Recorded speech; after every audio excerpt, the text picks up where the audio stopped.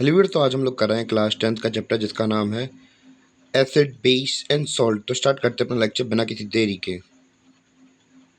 तो भैया चैप्टर की सबसे पहली डेफिनेशन है एसिड। तो क्या होता है एसिड, इसको समझते हैं। तो भैया एसिड होने के लिए कुछ प्रॉपर्टी चाहिए पड़ती हैं। तो जैसे कि हमें पहली हेडिंग दिख रही है, देयर आर दीज आर सोर इन टेस्ट। सोर मतलब क्या होता है, खट्टा, यानी कि ये टेस्ट में कैसे होते हैं, खट्टे होते हैं। और ये क्या कर देते हैं, they turn blue litmus to right red. तो हम लोग बात करें लिटमस पेपर क्या होता है। तो भैया लिटमस पेपर एक नेचुरल, हम लोग बात करें, इंडिकेटर होता है ये बताने के लिए कि भैया कोई चीज़ हमारी क्या है, हमारी कोई चीज़ एसिड है या बेस है। तो भैया ये सबसे बेस्ट ऑप्शन होता है पता करने का। और तीसरा क्या लिखा है, they give H plus ions in aqua solution, यानी कि हम लोग बात करें जब इन्हें पानी में घोला जाता है, एसिड्स को हम लोग बात करें पानी में घोलते हैं तो ये हाइड्रोजन प्लस आयंस हमें देते हैं। और भैया ये क्या करते हैं, एसिड कोरोड मेटल्स, यानी कि हम लोग बात करें ये गला देते हैं मेटल्स को, जैसे कि हम लोग बात करें या फिर जंग लगा देते हैं उसमें। इसके एग्जाम्पल क्या है, इसके एग्जाम्पल अगर स्ट्रॉन्ग एसिड की बात करें तो भैया हाइड्रोक्लोरिक एसिड के बारे में सुना होगा आप लोगों ने, सल्फ्यूरिक एसिड। अगर हम लोग वीक एसिड्स की बात करें तो acetic acid, oxalic acid, सेट्रिक acid. तो जैसे कि आपको पता है न्यू वगैरह में पाया जाता है। तो इतना क्लियर हुआ आप लोगों को कि क्या होती है एसिड और क्या होते हैं उसके एग्जाम्पल। और अगर हम लोग बात करें तो लिटमस पेपर की, तो जैसे कि आप पिक्चर में डायग्राम में देख सकते हैं कि हमारा भैया एक ब्लू रंग का पेपर है जो कि जहाँ से टच हो रहा है किसमें, सेट्रिक एसिड में, यानी कि एसिड के कांटेक्ट में आ रहा हो तो लाल हो जा रहा है। तो भैया यही लिटमस पेपर और यही नींबू का एग्जांपल दे दिया कि भैया जैसे ये हम लोग बात करें कि टच करते हैं लिटमस पेपर को, तो भैया टच एसिड टच करते हैं तो भैया वो कैसे हो जाते हैं, रेड हो जाते हैं। इतना क्लियर हुआ। अब हम लोग बात करेंगे हमारे कॉन्सेंट्रेटेड एसिड और डाइल्यूटेड एसिड के बारे में। तो क्या होते हैं कॉन्सेंट्रेटेड एसिड, तो भैया इनके अंदर एसिड की मात्रा ज़्यादा होती है। किसके अंदर, कॉन्सेंट्रेशन कॉन्सेंट्रेटेड एसिड की मात्रा में, कॉन्सेंट्रेटेड एसिड में क्या होता है, एसिड की मात्रा ज़्यादा होती है और वाटर की मात्रा कैसी होती है, कम होती है। कॉन्सेंट्रेटेड एसिड में एसिड की मात्रा ज़्यादा होती है और वाटर की मात्रा कम होती है। और डाइल्यूटेड एसिड के अंदर हमारी एसिड की मात्रा कम होती है, पानी ज़्यादा भरा होता है। यानी कि एक तरीके से मान लीजिए अगर आप लोग बाजार में जाके नींबू पानी पी रहे हैं तो भैया वो आपको डाइल्यूटेड एसिड मिलेगा। घर में अगर पी रहे हैं, मम्मी बना रही है, तो भैया वो क्या होगा, कॉन्सेंट्रेटेड एसिड होगा, कि यानी कि उसमें नींबू ज़्यादा डाला होगा। और बाहर बाहर केवल टोपी पहनाने का काम करते हैं, इसलिए वहाँ पे पानी ज़्यादा डाल देंगे। तो भैया अगर हम लोग एक तरीके से ये कह सकते हैं, कॉन्सेंट्रेटेड एसिड के अंदर अगर हम लोग पानी मिला दें तो डाइल्यूटेड एसिड बन जाएगा, क्योंकि भैया यहाँ पे एसिड ज़्यादा था, अब पानी ज़्यादा मिला देंगे तो क्या बन जाएगा, डाइल्यूटेड एसिड बन जाएगा। तो हम लोग कह सकते हैं कि भैया कॉन्सेंट्रेटेड एसिड के अंदर हम लोग अगर पानी मिलाएंगे तो क्या बन जाएगा, डाइल्यूटेड एसिड बन जाएगा। इतना क्लियर हुआ। अब भैया बात करते हैं बेस के बारे में। तो भैया बेस की डेफिनेशन समझते हैं। तो भैया ये कैसे होते हैं, ये टेस्ट में कड़वे होते हैं, कैसे, बिटर, यानी कड़वे होते हैं, कड़वे। और दूसरा पॉइंट ये है कि ये they turn red litmus to blue, यानी कि ये रेड लिटमस पेपर को ब्लू लिटमस पेपर में चेंज कर देते हैं। यानी कि हम लोग बात करें कि बिल्कुल एसिड का अपोजिट, यानी कि उसमें हम लोग ब्लू को रेड में कर रहे हैं तो यहाँ से रेड में ब्लू में कर रहे हैं। क्लियर हो गया। They give OH minus ions in aqua solution, यानी कि इन्हें जब पानी के अंदर मिलाया जाता है तो फिर तो ये कौन सा एसिड आयंस निकालते हैं, तो ये हाइड्रो ऑक्साइड आयन छोड़ेंगे भैया। और ये कैसे होते हैं, सोपी इन टच। सोपी इन टच का मतलब क्या होता है, तो भैया ऑब्वियस सी बात है, सोपी होते हैं, ये साबुन होते हैं, तो भैया वैसे ही होते हैं टच में ये। और अगर इसके एग्जांपल की बात की जाए तो भैया अगर स्ट्रॉन्ग बेसिस की बात की जाए तो स्ट्रॉन्ग बेसिस में NaOH, KOH और CaOH2 आता है, और वीक बेसिस के अंदर NH4OH आता है। और हम लोग बात करें अल्कली क्या होती है, अल्कली क्या होती है, these are bases which are soluble in water. ऐसे बेस जो कि पानी के अंदर घुल जाते हैं वो क्या कहलाते हैं, अल्कली कहलाते हैं। जैसे कि एग्जांपल NaOH। क्लियर हुआ आप लोगों को। तो जैसे कि हमने अल्कली के बारे में बात की थी, तो आप लोगों को पता होगा कि हमारे जो साबुन वगैरह होते हैं, फिर हम लोग बात निरमा वगैरह होता है, डिटर्जेंट वगैरह होते हैं, तो भी इसी से बने होते हैं, NaOH से। तो इतना क्लियर हुआ। और ऊपर आपको दिख रहा होगा एग्जांपल, हमने सोप की बात की थी, सोप में क्या हो रहा है कि भैया रेड लिटमस पेपर को ये ब्लू लिटमस पेपर में चेंज कर दे रहा है। इतना क्लियर हुआ या नहीं। तो अभी तक हम लोगों ने अपना एसिड और बेस तो कंप्लीट कर लिया। अब हम लोग बात करेंगे इंडिकेटर्स के बारे में। तो मान लीजिए आपको यहाँ पे एक्स नाम का एक कोई सब्सटेंस दे दिया गया, ठीक है। अगर आपको पता करना हो कि भैया इसका नेचर कैसा है, एसिडिक है या बेस है, तो आप लोग कहेंगे भैया टेस्ट करके बता देंगे, भैया कड़वा है तो ठीक है, और अगर हम लोग बात करें खट्टा है तो भैया तो हम एसिड कह देंगे।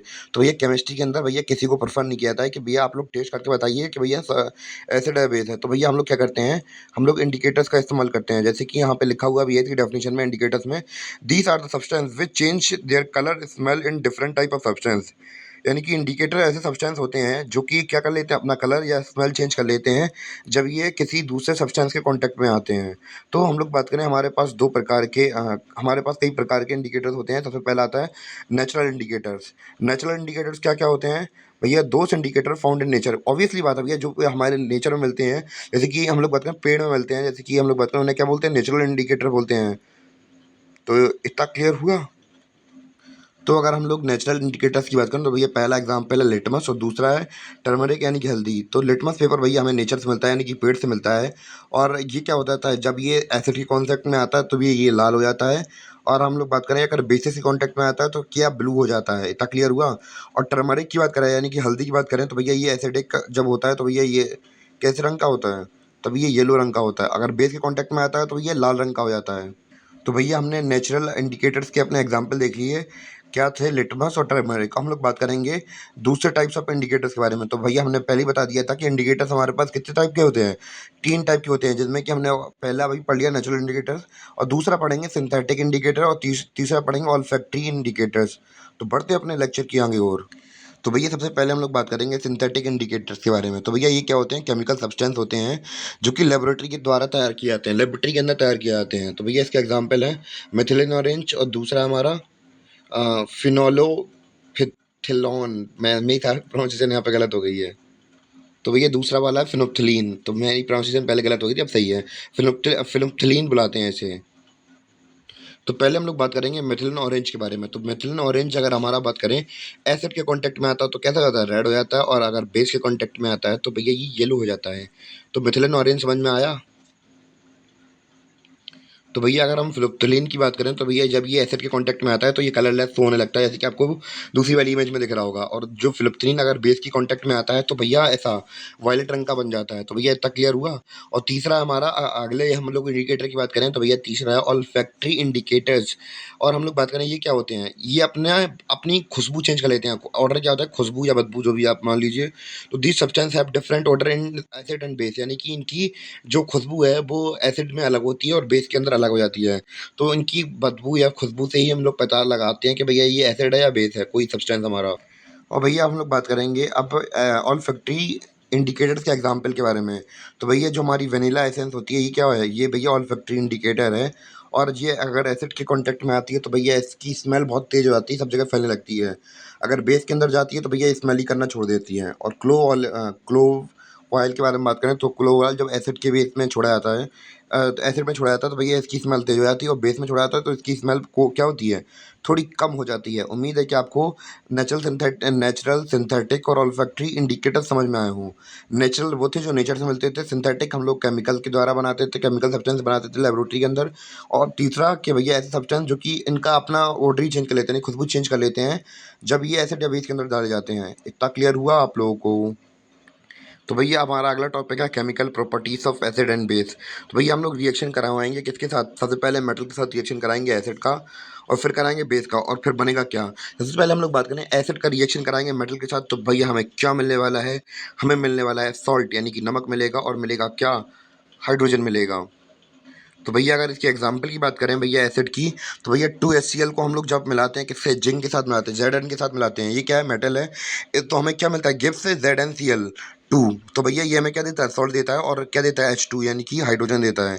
तो मैं ये फिर से बता दे रहा एसिड को जो हम लोग क्या, एसिड को जब मेटल के साथ रिएक्ट कराएंगे तो ये सॉल्ट और हाइड्रोजन देगा।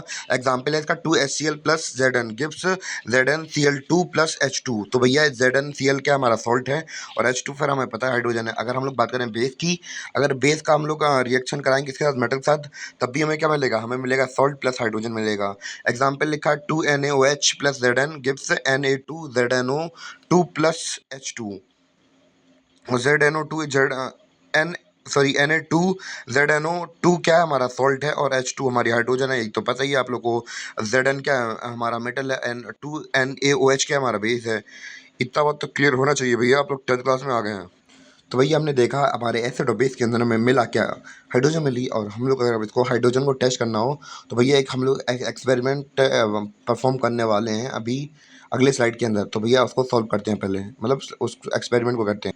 तो भैया सिंपल सा एक्सपेरिमेंट आपको नीचे दिख रहा होगा कि भैया हम लोग हाइड्रोजन गैस जो रिलीज होगी उसको टेस्ट करने का यही तरीका है कि भैया उससे हम लोग बबल्स निकलवाएं।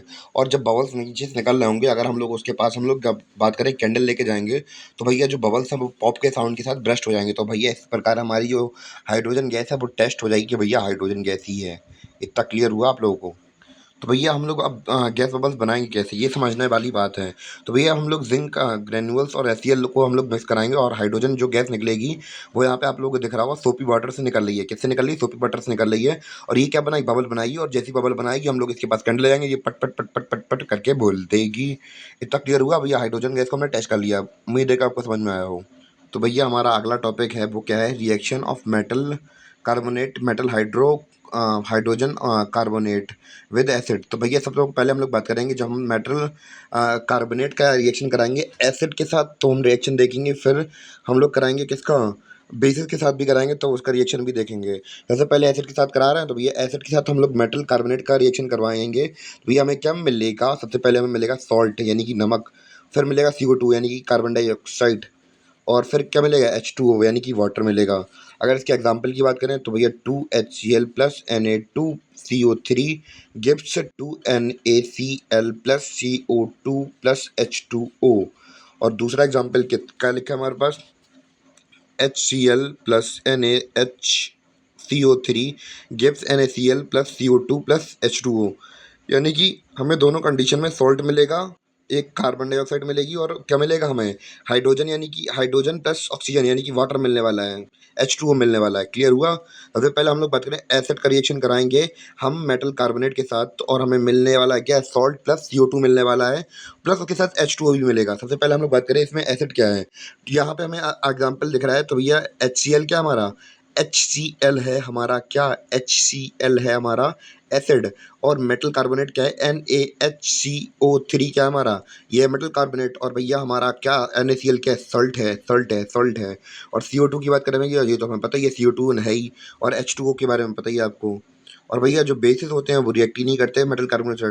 भैया जो कुछ करना हो कर लो, हम बोलेंगे नहीं तुमसे। तो भैया रिएक्ट नहीं करते हमारे बेस, क्या नहीं करते हैं? बेसिस हमारे रिएक्ट नहीं करते हैं किसके साथ? मेटल कार्बोनेट के साथ, या फिर हम लोग बात करें मेटल हाइड्रोजन कार्बोनेट के साथ। इतना क्लियर हुआ या नहीं आप लोगों को? तो भैया इस रिएक्शन के अंदर आपको CO2 जो दिख रही होगी, तो पिछले लेक्चर में हम लोगों ने हाइड्रोजन को चेक कर लिया था। और इस बार लेक्चर में हम लोग अब बात करेंगे हम लोग CO2 को कैसे हम लोग चेक करेंगे कि भैया, तो भैया कैसे टेस्टिंग करेंगे? तो भैया ये वाली स्लाइड में लिखा हुआ है। तो भैया जो CO2 है इसको हम लोग टेस्ट कर सकते हैं कैसे? भैया लाइम वाटर से पास करके। तो भैया हम लोग बात करें यहाँ पे CaOH2 दिख रहा है, तो भैया ये क्या है? लाइम वाटर है। और जो हमारा CO2 है ये तो पता ही है आपको। तो भैया ये कैसा हो जाएगा? ये मिल्की वाइट हो जाएगा।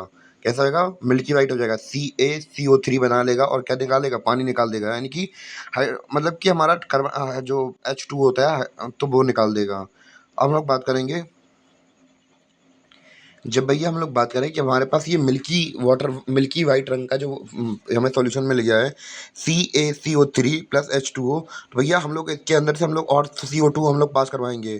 तो भैया जब हम लोग केमिकल रिएक्शन होगी इसके बीच में CaCO3 plus CO2 plus H2O, तो भैया जब ये रिएक्शन दोबारा से करवाएंगे इसके अंदर दोबारा CO2 पास करवाई जाएगी, ये फिर से क्या बन जाएगा? ये फिर से हमारा कलरलेस बन जाएगा।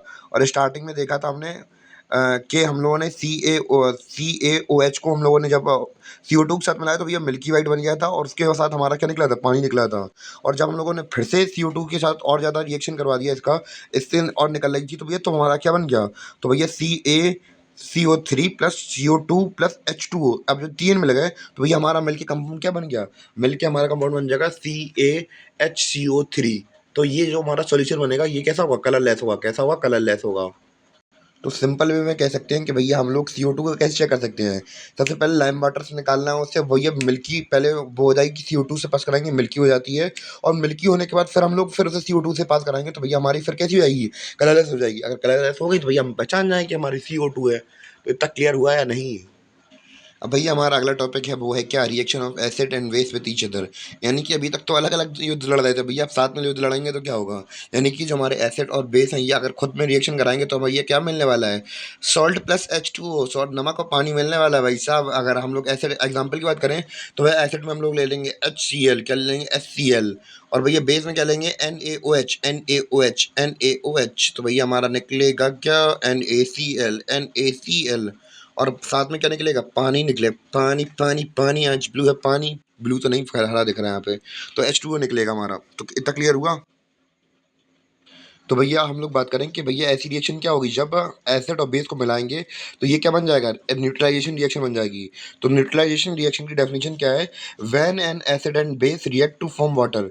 जब हमारे एसिड और बेस मिलते हैं तो भैया क्या बनाते हैं, वाटर और सॉल्ट प्रोड्यूस करते हैं। तो भैया तो इसे क्यों क्या बनाते हैं, न्यूट्रलाइजेशन रिएक्शन कराती है भैया। दोनों की प्रॉपर्टीज, इसकी एसिडिक थी उसकी बेस थी, दोनों मिल के खत्म कर दिया, ठंडा कर दिया एक दूसरे को। और हम लोग बात करें, it involve H plus ions and OH negative ions to generate water.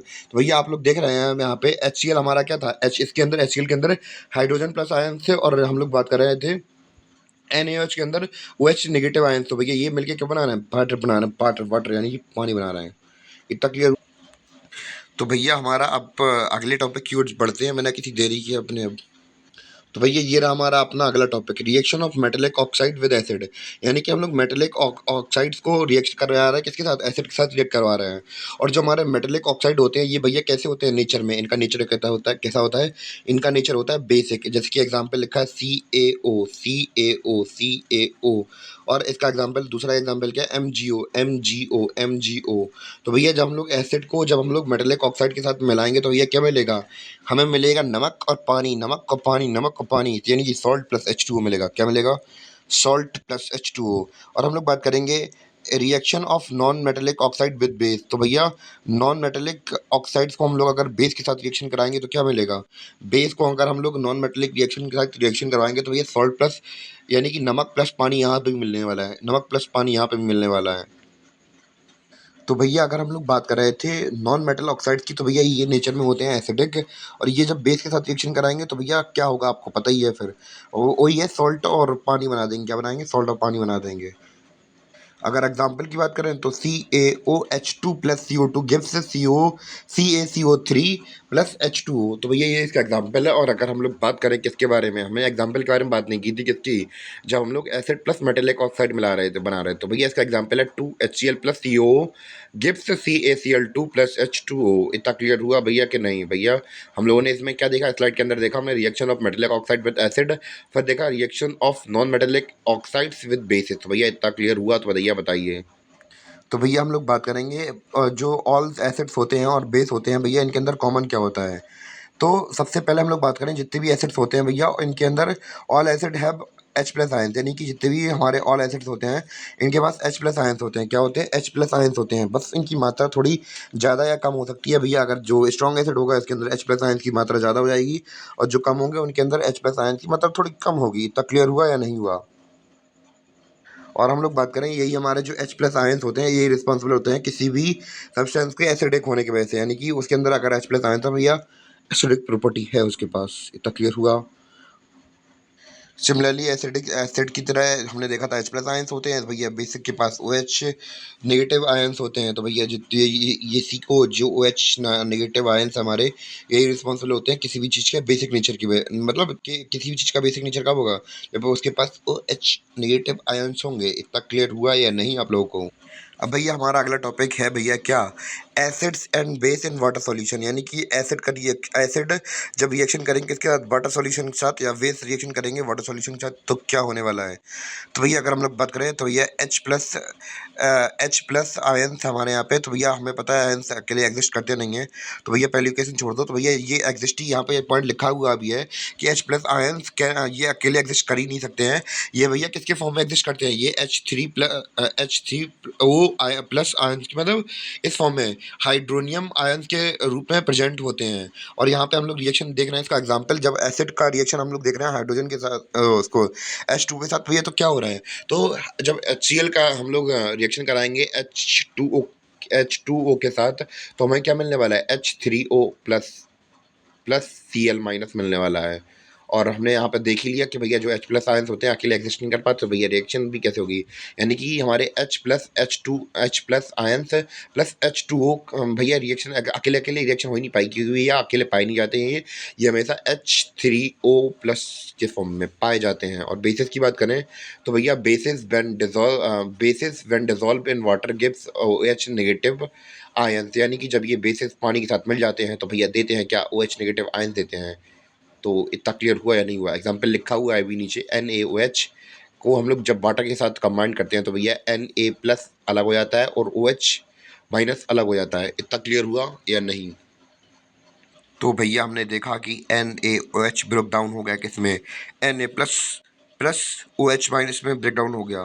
तो इतना समझ में आया हो तो भैया हम लोग अब बढ़ेंगे अपने अगले टॉपिक की ओर। तो भैया हमारा अगला टॉपिक है अब क्या, यूनिवर्सल इंडिकेटर। क्या है? Universal indicators.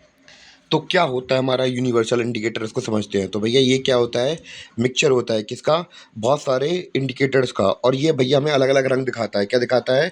अलग अलग रंग दिखाता है। कब? जब डिफरेंट कॉन्सेंट्रेशन हो किसका, H प्लस आयन का, यानी कि H प्लस आयन जैसी होगी तो उसी हिसाब से ये कलर दिखाएगा। तो भैया यहाँ पे पीएच मतलब क्या होता है, यहाँ पे पीएच आपने इसके बारे में सुना होगा, पीएच स्केल के बारे में सुना होगा। तो पी से रिप्रेजेंट होता है क्या, पावर, और एच से होता है सॉरी पी से होता है पावर। और क्या किसकी पावर, H प्लस आयन की पावर कितनी है किसके पास, भैया वही दिखाता है हमारा पीएच स्केल।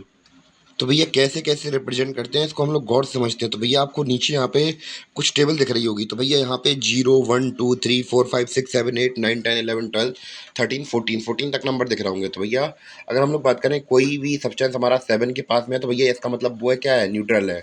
और अगर वो धीमे धीमे 6 5 4 3 2 1 की ओर बढ़ रहा है तो इसका मतलब क्या है, वो एसिडिक होता जा रहा है।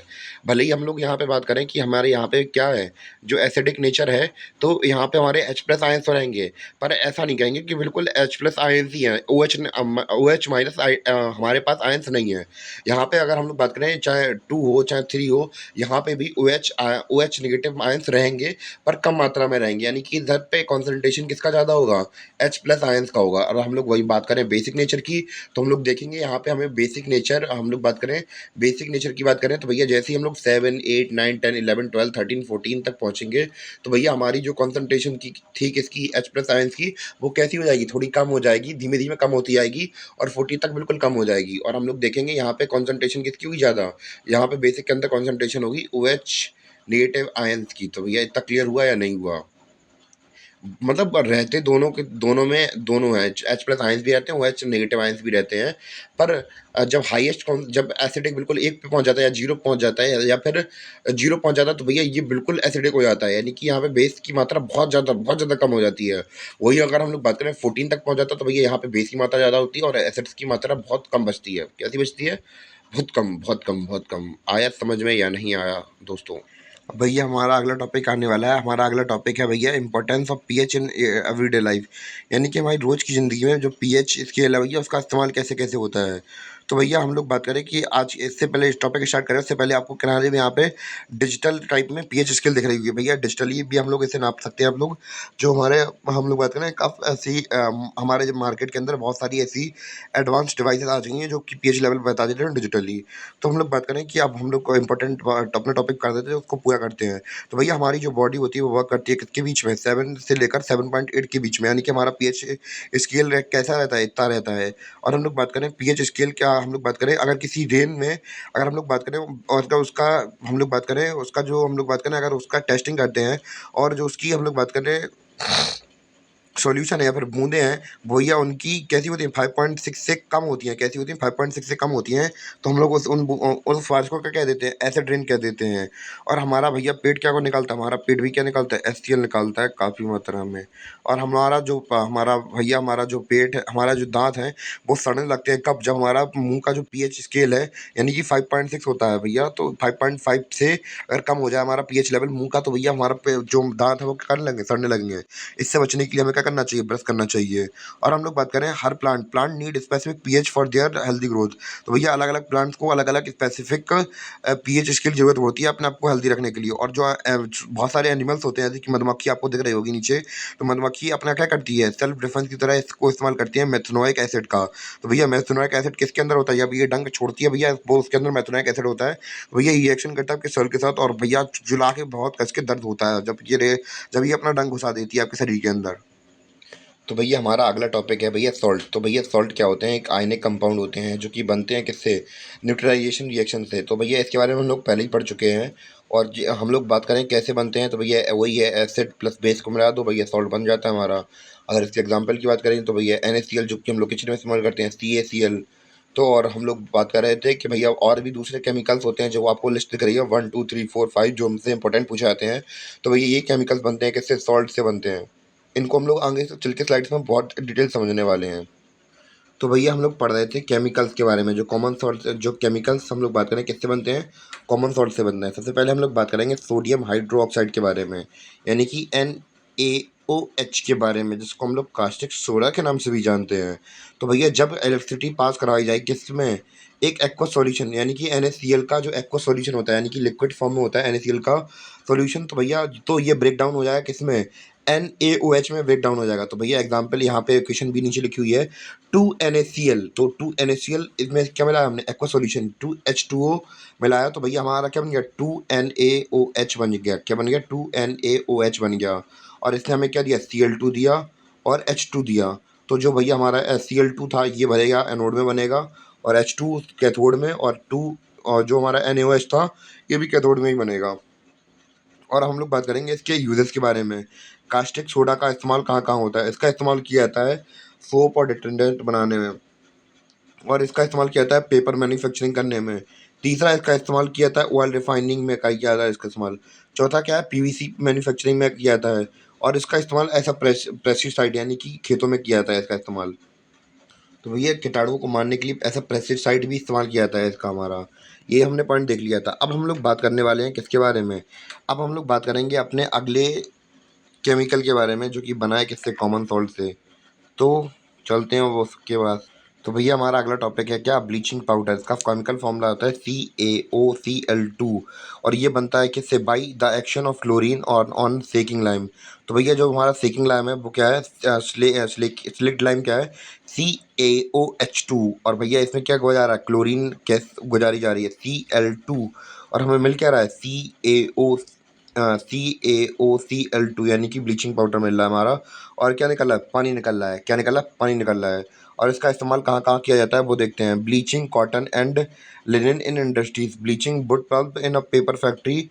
तीसरा है oxidising agent in chemical industries, disinfecting drinking water. तो भैया पहला पॉइंट हमारा ये था कि जो कॉटन और लिनन के कपड़े होते हैं भैया इनको ब्लीच करने के लिए किया जाता है। तो पहला पॉइंट क्लियर हुआ। तो भैया जो हमारी केमिकल इंडस्ट्रीज होती हैं उसके अंदर ऑक्सीडाइजिंग एजेंट की तरह इसको इस्तेमाल किया जाता है केमिकल इंडस्ट्रीज के अंदर। तो भैया लास्ट हमारा क्या है कि भैया जो ड्रिंकिंग वाटर है उसके अंदर कोई इन्फेक्शन ना हो, तो हम लोग इसी का इस्तेमाल करते हैं। तो भैया हम लोग बात करें बेकिंग सोडा बनता कैसे है, हमारा जो हमारा बेकिंग सोडा का फॉर्मूले का नाम है वो है NaHCO3। तो भैया ये बनता कैसे है, जब NaCl को हम लोग वाटर यानी कि H2O plus carbon dioxide CO2 plus NH4 के साथ रिएक्ट कराते हैं, इन चारों को रिएक्ट कराते हैं। तो भैया हमारे मिलता क्या है, NH4 plus Cl, sorry NH4Cl। और साथ में क्या मिलता है हमें, साथ में मिलता है हमें हमारे बेकिंग सोडा यानी कि NaHCO3। तो ऐसे बनता है हमारा बेकिंग सोडा। इसकी प्रॉपर्टीज़ को भी देख लेते हैं भैया। ये थोड़ा सा मुलायम टाइप में होता है, माइल्ड होता है, और ये बहुत लंबे समय तक चलता है, नॉन कोरोसिव बेस होता है इसका। और हम लोग बात करें कि भैया ये जब इसे हीट किया जाता है तो क्या होता है, ये 2NaHCO3 को हम लोग जब हीट करते हैं तो क्या होता है, तो भैया होता ये है कि Na2CO3 में ब्रेक डाउन हो जाता है ये, और इसके साथ पानी निकलता है और उसके साथ कार्बन डाइऑक्साइड निकलती है। तो भैया पहला यूज़ क्या है, एन इंडिग्रिएंट एनासिड। तो भैया ये पहली लाइन का मतलब ये है कि भैया एक जब किसी को एसिडिटी वगैरह हो जाती है तो भैया जो हमारे एसिडिटी जैसे कि इनो इनो वगैरह हुए तो भैया उनके अंदर डलता ही है। दूसरा क्या है, यूज इन फायर एक्सटिंग्विशर। तो भैया जो आग बुझाने वाली मशीन देखते हैं तो मिलती है आपको, तो इसके अंदर भी इसका इस्तेमाल होता है for making baking powder, baking soda plus tartaric acid. तो भैया बेकिंग सोडा इसका हम लोग बात करें कि बेकिंग पाउडर बनाने के लिए इसका इस्तेमाल किया जाता है, यानी कि इसमें बेकिंग सोडा और प्लस टार्टरिक एसिड मिलाया जाता है। और जो बेकिंग पाउडर है इसका इस्तेमाल कहाँ किया जाता है, और बेकिंग पाउडर का इस्तेमाल किया जाता है ब्रेड और केक्स को फ्लफी और सॉफ्ट बनाने के लिए। इतना क्लियर हुआ या नहीं हुआ आप लोगों को? तो भैया बेसिक अब हम अगले सॉल्ट के बारे में बात कर रहे थे, जो हमारा क्या है, वॉशिंग सोडा है। तो भैया ये इसका केमिकल फार्मूला क्या होता है, Na2CO3 10H2O। और ये भैया बनता कैसे है, जब Na2CO3 को हम लोग बात करें 10 एटम्स ऑफ किसी H2O को जब मिलाते हैं तो भैया क्या बनता है, Na2CO3 10H2O। तो भैया ये हमारा वॉशिंग सोडा बन के तैयार हो जाता है। और इसका इस्तेमाल कहाँ किया जाता है, in glass soap and paper industries. इसका ग्लास सोप और पेपर इंडस्ट्रीज़ के अंदर इस्तेमाल किया जाता है। बोरक्स बनाने के लिए इसका इस्तेमाल किया जाता है क्लीनिंग एजेंट, यानी कि घर की साफ सफाई की तरह क्लीनिंग एजेंट की तरह इसको साफ किया जाता है। और हम लोग बात करें इसका इस्तेमाल और कहाँ कहाँ किया जाता है, तो लास्ट यूज़ है removing of hardness of water, यानी कि वाटर की हार्डनेस को रिमूव करने के लिए इस्तेमाल किया जाता है। और जैसे कि बस इतना ही था हमारा वॉशिंग सोडा के अंदर। तो भैया हमारा अगला केमिकल है क्या, प्लास्टर ऑफ पेरिस, यानी कि इसे हम लोग क्या कराते हैं, CaSO4 हाफ H2O। तो भैया हम लोग बात करें इसको बनाते कैसे हैं, जब हम लोग जिप्सम को इस्तेमाल करते, मतलब जब जिप्सम को हीट करते हैं, तो जिप्सम क्या होता है, सीमेंट वगैरह में इस्तेमाल किया जाता है इसका। तो भैया जब हम लोग जिप्सम को हीट करते हैं तो जिप्सम का पहले फॉर्मूला देख लेते हैं, CaSO4 2H2O। तो भैया ऐसे जब 100 डिग्री सेंटीग्रेड पर इसे हीट किया जाता है किसको, जिप्सम को, तो ये अपने वाटर मॉलिक्यूल्स को छोड़ देता है और बन जाता है क्या, POP बन जाता है।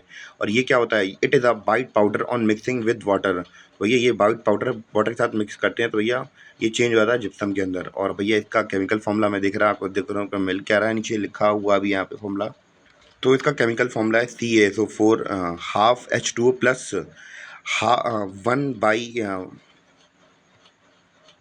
1/2 H2O गिव्स CaSO4 2H2O। तो भैया ये मिलता है। और इसका इस्तेमाल कहाँ किया जाता है, डॉक्टर इस्तेमाल करते हैं इसका, फ्रैक्चर वगैरह में आप लोगों को हो जाता है, फ्रैक्चर वगैरह हो जाता है तब ये काम आता है। और इसका इस्तेमाल किया जाता है खिलौने बनाने के लिए, डेकोरेट मटेरियल बनाने के लिए, जैसे कि आप लोगों ने फूल वगैरह देखे होंगे घरों के ऊपर लगे रहते हैं, ऐसे प्लास्टर ऑफ पेरिस के डिजाइन वाले। और इसका इस्तेमाल किया जाता है सरफेस को स्मूथ करने के लिए, यानी कि वो पुट्टी वगैरह करवाते हैं हम लोग, वही होती है।